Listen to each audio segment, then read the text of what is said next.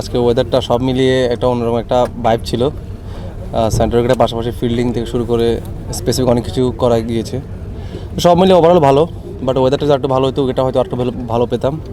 তো ইনশাল্লাহ কালকে যেহেতু আছে, ইনশাল্লাহ হয়তো বা কালকে ভালো ওয়েদার পাবো, প্র্যাকটিসটা আর ভালো করতে পারবো। না, অবশ্যই, কারণ প্রতিটা টুর্নামেন্ট শুরুর আগেই যে দাম দিয়ে নেওয়া হোক না কেন, সবসময় চেষ্টা করি নিজের সর্বোচ্চটা দেওয়ার। কারণ আপনি হয়তো বা জানেন যে বিপিএল ওয়ান অফ দ্য বাংলাদেশের মধ্যে টপ একটা টুর্নামেন্ট, এটার দিকে সবার চোখ থাকে। এখানে ভালো খেললে অপরচুনিটি অনেক আর্লি আসে ন্যাশনাল টিমের জন্য। তো দামটা ম্যাটার না, সবসময় চেষ্টা করি নিজের নামের প্রতি সুবিচার করতে। হ্যাঁ, অবশ্যই, আসলে আমাদের বিশ্বকাপের আগে আর যেহেতু কোনো সিরিজ, হোম সিরিজ বা অ্যাওয়ে সিরিজ নেই, তো এটা আসলে আমাদেরকে প্লেয়ারদের জন্য ঝালিয়ে নেওয়ার জন্য বড় একটা মঞ্চ। তো ইনশাল্লাহ চোখ থাকবে এখানে ভালো কিছু করার, এখান থেকে নিজের সেরাটা দিয়ে বিশ্বকাপ স্কোরে জায়গা করে নেওয়ার। দেখুন, আসলে গতবার যে টিম খারাপ ছিল তা না, ওইখানে আমাদের দেশেরা মোস্তাফিজ ছিল, লিটন ভাই ছিল, তানজিদ তামিম ছিল, আরও অনেকে ছিল যারা নিয়মিত বিপিএল পারফর্মার। তো আসলে এবছরও টিম ওয়েল ব্যালেন্স। আসলে নাম না দেখে আসলে টি-20 এমন একটা ফরম্যাট, এখানে সবাই যদি নিজের বেস্টটা দিতে পারে, টাচে থাকে ওই দিনে, তো ইনশাল্লাহ ভালো কিছু করে সম্ভব বেরিয়ে আসা এই টুর্নামেন্ট থেকে। প্রথমত মনে রাখছেন তাহলে না যে একটা বিরতি নিয়েছিলাম। আসলে মানুষের জীবনে গ্রাফসটা থাকে আপস অ্যান্ড ডাউন, এটা আমি শুধু তা না, প্রত্যেকটা প্লেয়ারের ক্ষেত্রে এবং প্রত্যেকটা মানুষের দৈনন্দিন জীবনে, ব্যক্তিগত জীবনে অনেক ফ্রাস্ট্রেশন থাকে। অনেক সময় আপনি অনেক মন থেকে চাচ্ছেন, হার্ডওয়ার্ক করছেন, সব কিছু আপনার অনুকূলে আসতেছে না। অনেক সময় আপনি কিছুটা রিল্যাক্স এবং নিজের কাজ ঠিক রেখে আপনি সামনে এগিয়ে যাচ্ছেন, তখন ইজিলি চলে আসে। তো আমি ওই জিনিসটা চিন্তা করেছি, আসলে খুব বেশি চিন্তা না করে নিজের কাজটা, নিজের প্রসেসটা আমি কি করতে পারি এগুলো নিয়ে চিন্তা করছি, স্পেসিফিক কাজ করেছি। তো আলহামদুলিল্লাহ একটা ট্র্যাকে এসেছি।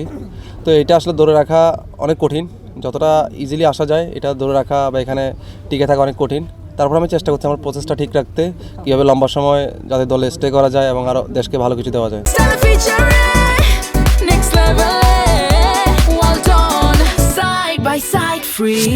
প্রথমত ধন্যবাদ দিতে চাই আসলে আমাদের ঢাকা ক্যাপিটালসে যারা টিম ম্যানেজমেন্ট আছে। আমাদের রিকোয়েস্টে আসলে এখানে প্র্যাকটিস ফ্যাসিলিটিসটা নিয়ে আসা, কারণ আমরা তো সবসময় মিরপুরেই করি গাদাগাদি করে। তো একটা অন্যরকম একটা এনভায়রনমেন্টে আসলে, খোলা পরিবেশে নিয়ে আসলে প্লেয়ারদের যেমন ভালো লাগে, আপনাদের নিশ্চয়ই ভালো লাগতেছে এখানে আসতে পেরে, আমি যতদূর যদি ভুল না করি। তো সব মিলিয়ে আমাদের ওনাদের কথা রেখেছে এবং আমরা রিকোয়েস্ট করেছি যে প্রথম প্র্যাকটিস হিসাবে যাতে আমরা কিট ব্যাগ বা ড্রেস পাই, যাতে আমাদের জিনিসটা সুন্দর হবে, আমরা সুন্দরভাবে গুছিয়ে টুর্নামেন্টটা শুরু করতে পারবো। তো ইনশাল্লাহ ওনারা আমাদের কথা রাখতে পারছে। তো ইনশাল্লাহ আমরা চেষ্টা করব আমাদের কমিটমেন্টটা ঠিক রেখে টুর্নামেন্টটা ভালো করার। না, অবশ্যই, আসলে আমি তো ড্রাফট টেবিলে দেখি নাই, হয়তো বা সর্বোচ্চ টপ 3-তে থাকবে ঢাকার ক্যাপিটালস ব্যয়ের ক্ষেত্রে, আমি যতদূর ভুল না করি।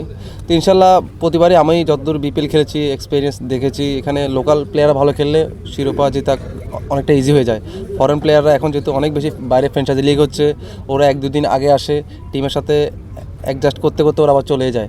তো সেক্ষেত্রে আমাদের লোকাল প্লেয়ারদের জন্য অনেক বেশি দায়িত্ব থাকবে। লোকাল প্লেয়াররা যদি নিজের সেরা দিতে পারে, তো ইনশাল্লাহ আমরা আমাদের প্লেয়ারদের যখন শুটিং ছিল ওই দিন উনি আসেনি, এর পরের দিন আমি যদি ভুল না করি উনি পরের দিন শুটিং করেছে। তো যার কারণে ওর সাথে দেখা বা কথা হয়নি। তো আমি একটা ইন্টারভিউ দেখেছি উনি হয়তো বা মিডল অফ জানুয়ারিতে আসতে পারে। তো আসলে ইনশাল্লাহ তখন ওনার এক্সপিরিয়েন্স শেয়ার করার জানার চেষ্টা করব এবং কিছু এক্সপিরিয়েন্স ওনার থেকে নেওয়ার চেষ্টা করব। না, প্রথমত ওনার সাথে মেসেঞ্জারে টুকটাক কথা হয়েছে টিমের ব্যাপারে, বাট এখনও ওইরকম কথা হয়নি। হয়তো আসলে ওনার সাথে বসে আলাপ আলোচনা করব, যদি উনি কিছু আমাদের জানতে চায় আর কি। আদারওয়াইজ আমি আমার কাজটা নিয়ে ব্যস্ত থাকবো। এই প্রশ্নটা আমার চেয়ে ম্যানেজমেন্ট করলে ভালো হবে। এটাই।